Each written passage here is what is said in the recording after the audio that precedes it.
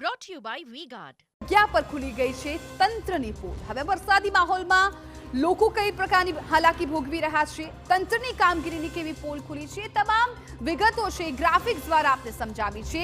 ડૂબતા શહેર અને ઉઠતા સવાલ, મેગા સિટીની વરસાદમાં આવી હાલત હોય, આ એક સવાલ ચોક્કસથી થઈ રહ્યો છે, કેમ કે અમદાવાદ હોય કે સુરત, આ તમામ મોટા શહેરો અત્યારે જાણે પાણીમાં ગરકાવ થઈ ગયા છે।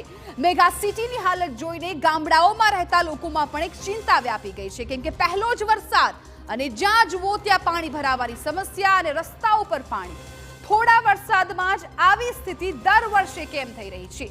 ડૂબતા શહેરો માટે આખરે જવાબદાર કોણ છે? કેમ કે પહેલી વારનું નથી, જ્યારે પણ ચોમાસું આવે ત્યારે લોકો માટે એક મુશ્કેલી લઈને આવતો હોય એ પ્રકારનો અનુભવ લોકોને થતો હોય છે, કેમ કે પ્રી મોન્સૂનની કામગીરી માત્ર કાગળ પર હોય તેવું લાગી રહ્યું છે। મહાનગરપાલિકાની કામગીરી સામે પણ ચોક્કસથી સવાલ થઈ રહ્યા છે। કેમ વરસાદમાં પરેશાન થાય છે પ્રજા? કેમ કે વરસાદ આવે ખેડૂતો ખુશ થાય, પરંતુ જે સામાન્ય જનતા છે તે લોકોને અને સાથે સાથે ખેડૂતોને રસ્તા પર પારાવાર મુશ્કેલીનો સામનો કરવો પડતો હોય છે। કરોડોનો ટેક્સ વસૂલો તો કામગીરી કેમ નહીં? કેમ કે વારંવાર ટેક્સના નામે પૈસા વસૂલવામાં આવતા હોય છે, પરંતુ સુવિધાના નામે નાગરિકોને કોઈ પણ પ્રકારની વસ્તુઓ નથી મળી રહી, સુવિધા નથી મળી રહી।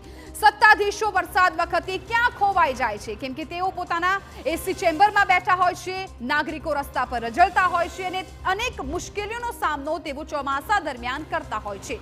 શું મહાનગરપાલિકાના સત્તાધીશો રજા માણી રહ્યા છે?